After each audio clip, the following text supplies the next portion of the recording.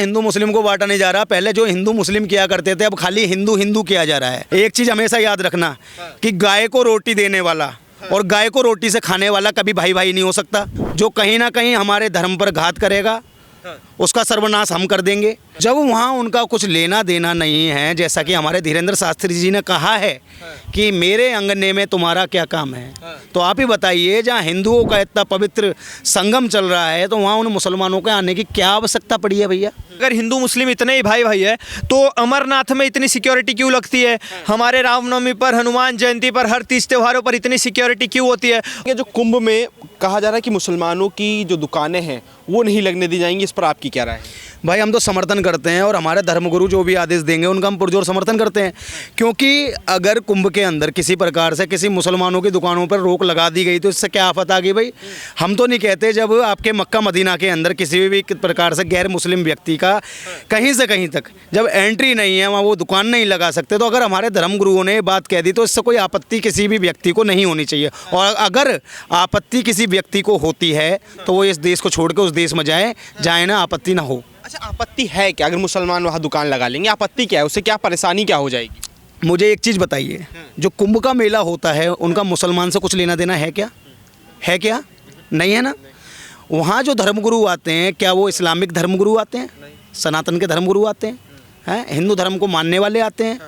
और जब वहाँ उनका कुछ लेना देना नहीं है, जैसा कि हमारे धीरेन्द्र शास्त्री जी ने कहा है कि मेरे अंगने में तुम्हारा क्या काम है, तो आप ही बताइए, जहाँ हिंदुओं का इतना पवित्र संगम चल रहा है तो वहाँ उन मुसलमानों के आने की क्या आवश्यकता पड़ी है भैया?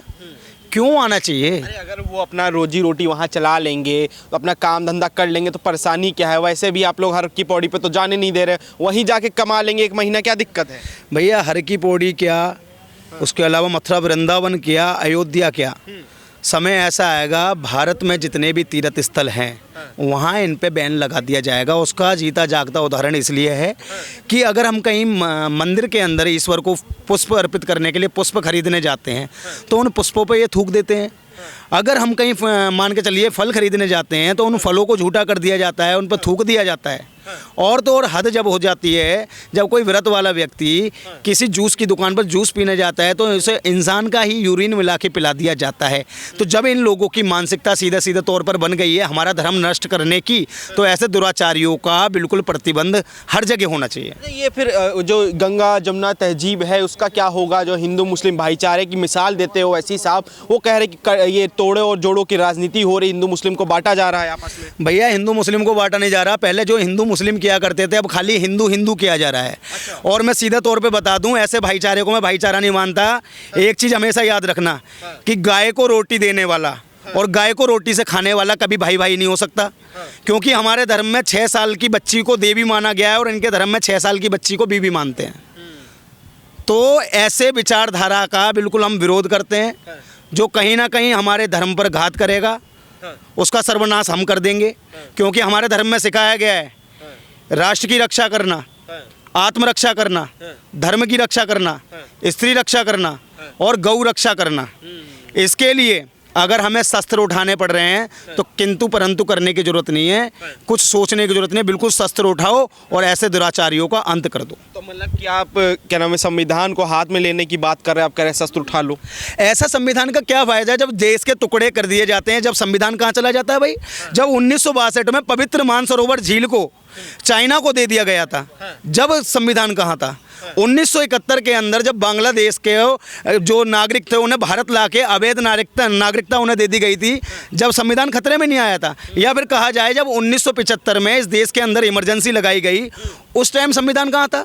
1984 के अंदर जब सिख भाइयों की हत्याएं सड़कों पे की जा रही थी, जब संविधान खतरे में नहीं था। या फिर कहा जाए जब रथ यात्रा राम मंदिर के सम्मान में निकाली जा रही थी, प्रभु श्री राम के सम्मान में निकाली जा रही थी, जब ऐसी सरकार जिसने दिन दहाड़े राम भक्तों पे गोलियां चला दी, जब संविधान खतरे में नहीं था। आज ही संविधान खतरे में आता है जब हिंदू राष्ट्र की बात होती है तो संविधान खतरे में है, जब सत्य सनातन बोर्ड की बात होती है तो संविधान खतरे में है। तो भैया अगर हिंदुओं की बात करने से संविधान खतरे में हो रहा है तो मैं कहता हूँ ऐसे संविधान को भी चेंज कर दीजिए। क्योंकि मैं सीधे बता दूँ, इस देश का बंटवारा धार्मिक आधार पर हुआ था।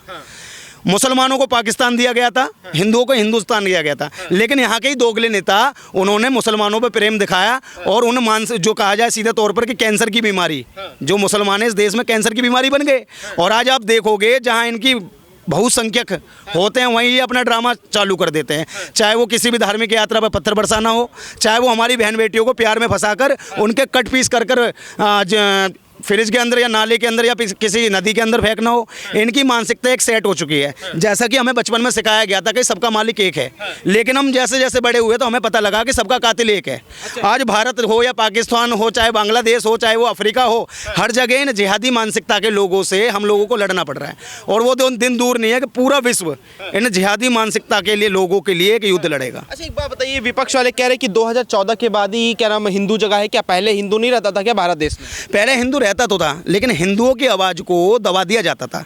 अगर मान के चलिए कि मैंने ही किसी भरे मंच पे जय श्री राम का नारा लगा दिया तो कोई आतंकवादी सबसे पहले मेरे सर में गोली मार देता था। तो आवाज़ बुलंद नहीं हो पाती थी।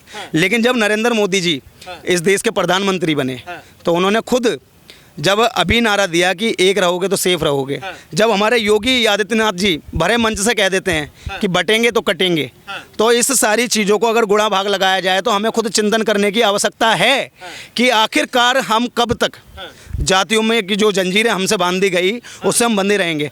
हमें जातियों की जंजीरों को तोड़कर सब भाइयों को एक बात याद रखनी पड़ेगी कि हम किसी जाति के हैं या नहीं, ये भूल जाओ। मैं कर्म से, मैं धर्म से और मैं जाति से सिर्फ और सिर्फ हिंदू हूँ। और इस बात को जिस दिन पूरे भारत विश्व का हिंदू समझ जाएगा भाई साहब, मैं पक्का कहता हूँ उस दिन इस देश के अंदर गौ माता राष्ट्रमाता घोषित होगी और उसी दिन ये देश हिंदू राष्ट्र घोषित हो जाएगा। ये फिर जाति के नाम पे जो आरक्षण दिया जाता है उसका क्या होगा? ये भी तो एक उस धर्म को देख के ही दिया गया। हमारे सनातन धर्म में जो जातियाँ बनी उसको लेके बना हुआ है। भाई देखो, आरक्षण को तो पूर्ण रूप से खत्म कर देना चाहिए। ये मैं नहीं कहता, ये बाबा साहेब कह के गए थे कि आरक्षण अभी सिर्फ समय के आया भी तो उन्होंने ही था आरक्षण, उन्होंने समय के हिसाब से खत्म करने की बात कही थी। लेकिन जो दोगली कांग्रेस सरकार जिसने आरक्षण को ही एक हथियार बना दिया और उस आरक्षण की वजह से आज जो दलित हैं वो अपने आप को हिंदू मानने को तैयार नहीं है, क्योंकि उन्हें एक जहर था उनके जहन में घोल दिया कि आप हिंदू हो ही नहीं। क्यों? ब्राह्मण तुम्हें पानी नहीं पिलाता, ब्राह्मण तुम्हें मंदिर में एंट्री नहीं करने देता, और ब्राह्मण ही क्यों पुजारी बने, दलित पुजारी क्यों नहीं बने? तो उनके अंदर ऐसी मानसिकता सेट कर दी कि वो लोग, आज समय ऐसा आ चुका है कि वो कन्वर्ट से कहीं ना कहीं ईसाई धर्म अपने ऊपर लागू करने को सोचने लगे। अच्छा, 2 मिनट रुकिएगा यहीं पे। क्या नाम हुआ सर आपका? ऋषिकेश शुक्ला। ऋषिकेश जी, क्या कहेंगे जो कुंभ में मुसलमानों की नो एंट्री की बात कही जा रही है अखाड़ा परिषद द्वारा, आपको लगता है कि योगी जी मानेंगे इस मांग को? मानेंगे, जरूर मानेंगे। जब जिस हिंदू का वो त्यौहार है, जिस हिंदू का वो पर्व है, अगर वही हिंदू योगी जी के ऊपर दबाव डलाएगा या उनसे विनती करेगा तो अवश्य मानेंगे। और योगी जी ही सबसे पहले ऐसे नेता होंगे जो इस चीज़ को समर्थन देंगे, मैं गारंटी के साथ बोलता हूँ। और ये चीज़ लागू होनी भी चाहिए। और वो सिर्फ कुंभ में नहीं, हर देवस्थलों पे, हर तीर्थ स्थलों पे, हर मंदिरों में, हर जगह पे ये चीज़ लागू होनी चाहिए। क्यों होना चाहिए? जब हिंदू मुस्लिम भाईचारे की मिसाल देते हैं, एक तरफ वाले गंगा जमुनी तहजीब की मिसाल देते हैं, तो ये क्यों होना चाहिए कि हमारे जो तीर्थ स्थल है वहाँ पे मुसलमानों को बैन किया जाए? ये सब दोगलापन है। ना ही मुसलमानों में गंगा है, ना ही मुसलमानों में जमुना है। ये सिर्फ और सिर्फ हम हिंदुओं को सेक्युलरिज्म का चूरन चटाने के लिए एक नारा दिया गया था। आप मुझे एक बात बताइए, अगर हिंदू मुस्लिम इतने ही भाई भाई है तो अमरनाथ में इतनी सिक्योरिटी क्यों लगती है? हमारे रामनवमी पर, हनुमान जयंती पर, हर तीज त्योहारों पर इतनी सिक्योरिटी क्यों होती है? और मुसलमानों का अगर कोई भी रैली निकलती है, ताजिया निकलता है, उसमें एक भी सिक्योरिटी वाले क्यों नजर नहीं आते? अगर हिंदू मुस्लिम इतने ही भाई भाई थे तो भैया तुमने धर्म के नाम पे पाकिस्तान क्यों लिया हमसे? रहते ना हमारे साथ एक ही, तब तो तुमने अपने नाम से ले लिया एक देश पाकिस्तान, तो जाओ ना वहां पे, यहाँ क्यों झक मार रहे हो? हम तो चाहते हैं भाई आप सारे लोग यहाँ से चले जाओ, तभी हमारा देश सुखाल और शांति से रहेगा।